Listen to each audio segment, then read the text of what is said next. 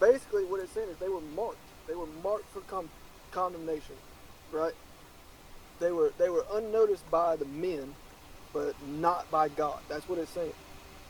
The Lord is Hershel. not what. Is this That's, wrong? yeah, I see. Yeah, no, you're right.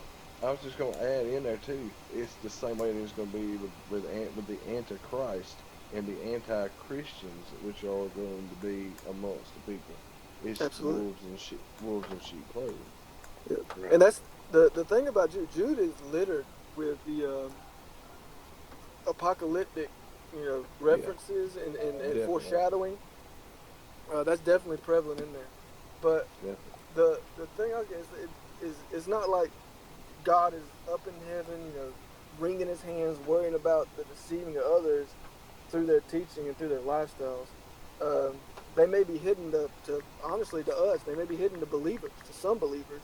But as far as God is concerned, their condemnation is marked out. It has been marked out long ago. Uh, Amen. their their judgment is assured.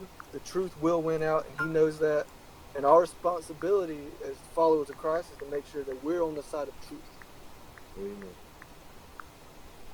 Amen to So, that, brother. like I said, I had to break this up in sections because, like I said, that's only 4 verses, and man, that was a lot. Um, so the next part we're gonna go, and this is gonna be kind of lengthy, even though it's only a couple of verses. But um, this next part we're gonna read Jude 5 through 16. In this section, Jude refers back to some historical examples of people that ignored the calling of God and chose to live in a life of sin. Though there are many examples that he could have been made, Jude chooses three in verses 5 through 7. He references Numbers 14, where the Israelites did not trust that God would protect them.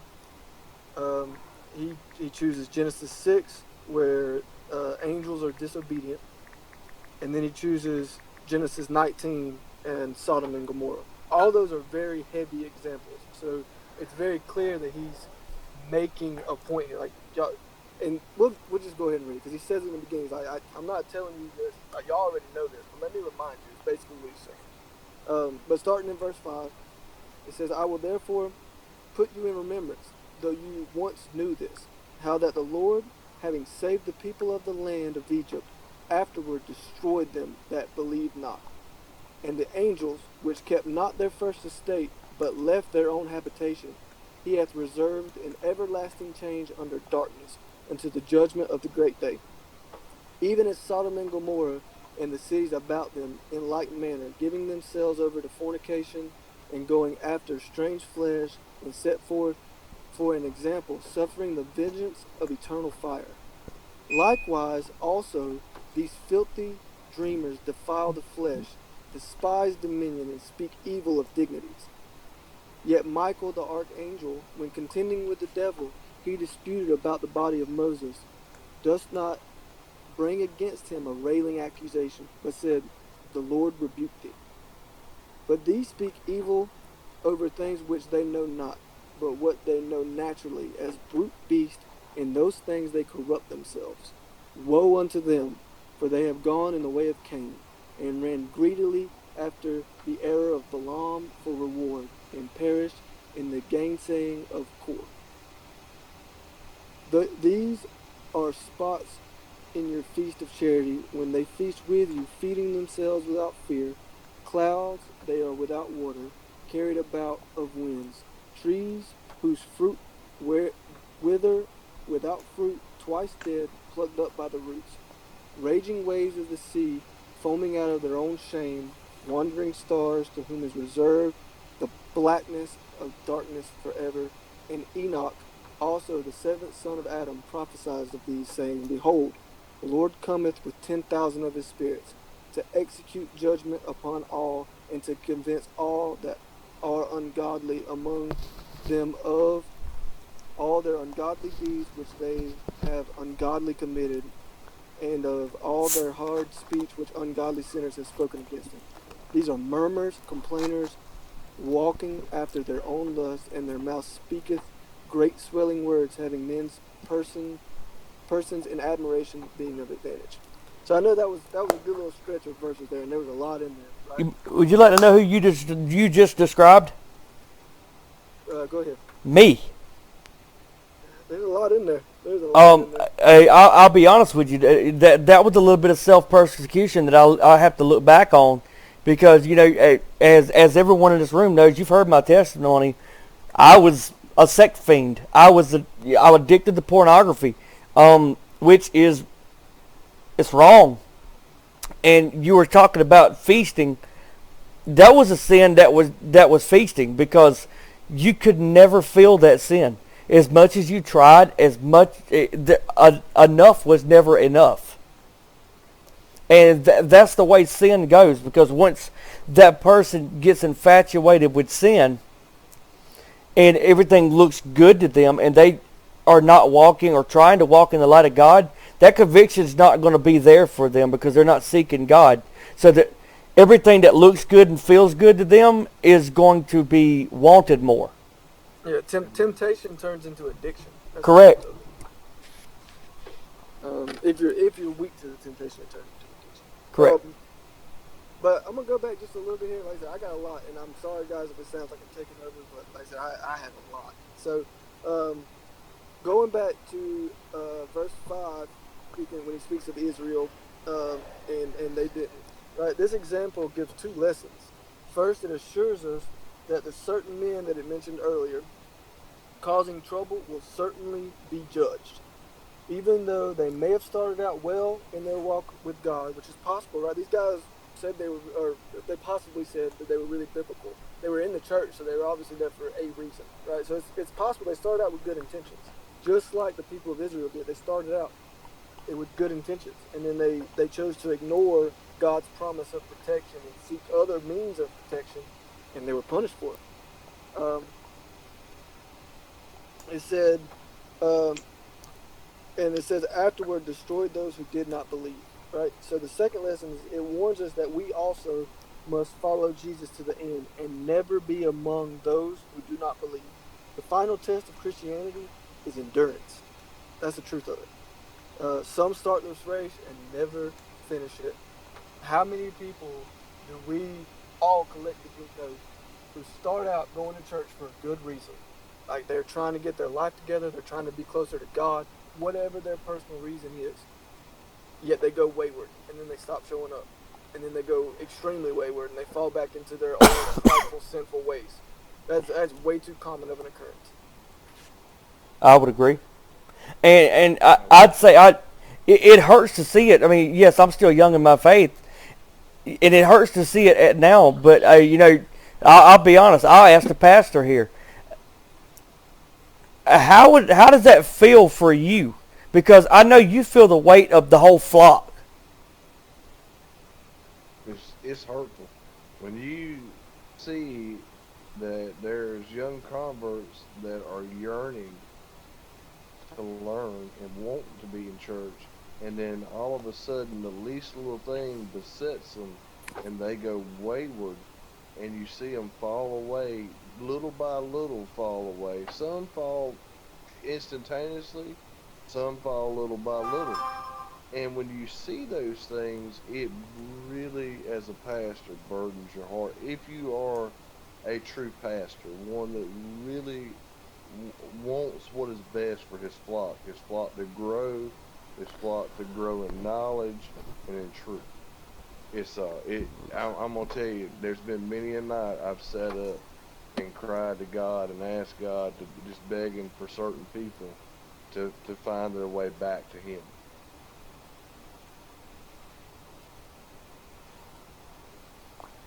We'll move on to the I'm gonna go through all three examples because I feel like all three of them are obviously mentioned for a reason, right? And I think there's a different lesson in each one, is why there's three individual examples given. So the example about the angels, like I said, he's referencing Genesis 6, I believe is what it is. And I'll be honest with you, there's a lot of debate on Genesis 6 and this verse specifically on what it actually means. I'm going to be honest, right? Genesis 6 mentions the phrase sons of God.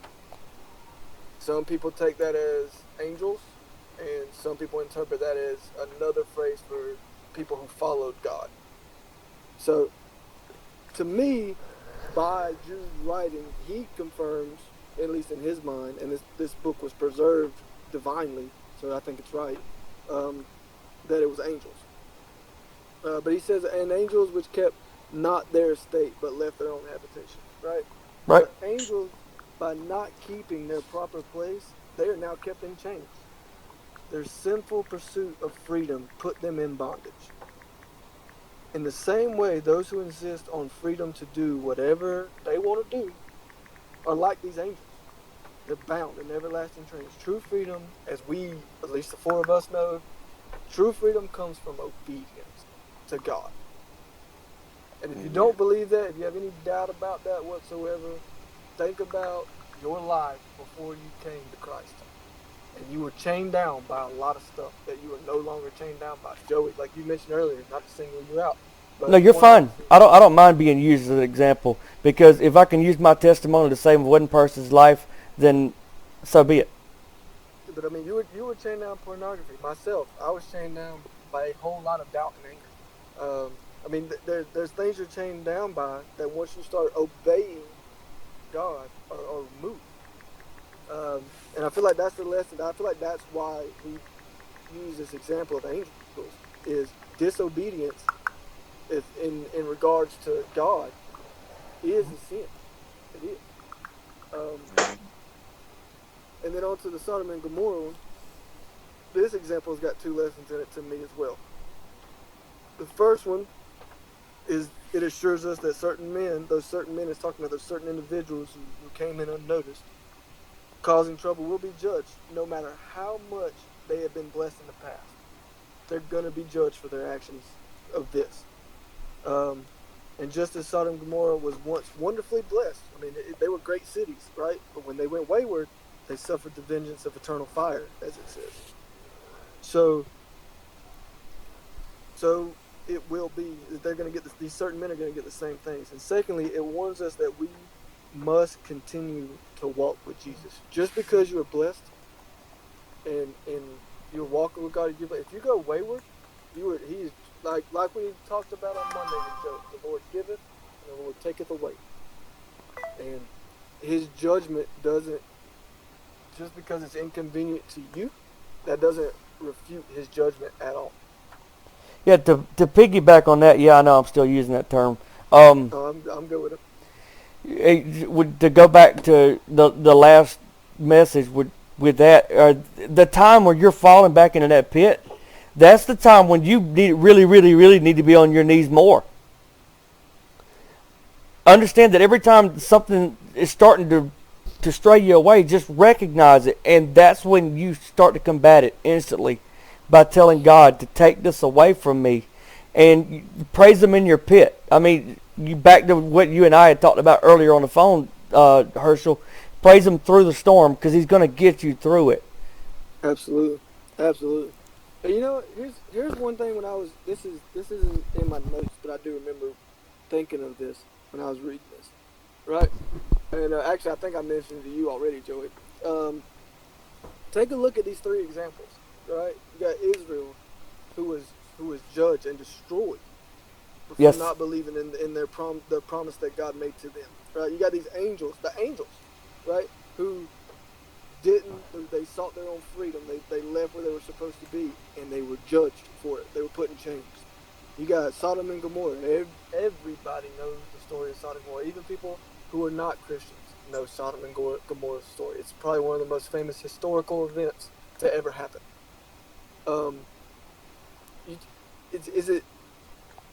When I was reading those are all three examples of when God's judgment was harsh, right? I mean, let's be honest. He was destroying people. He was destroying cities. Those are harsh judgments. But it's interesting to me, when myself included, when I look at these, I'm like, man, this is rough stuff, right? Yeah, we walk down the street and we can judge anybody, we do judge people as we walk down the street. I don't like that person. He did this. That person right there ain't no good. He's an alcoholic. This person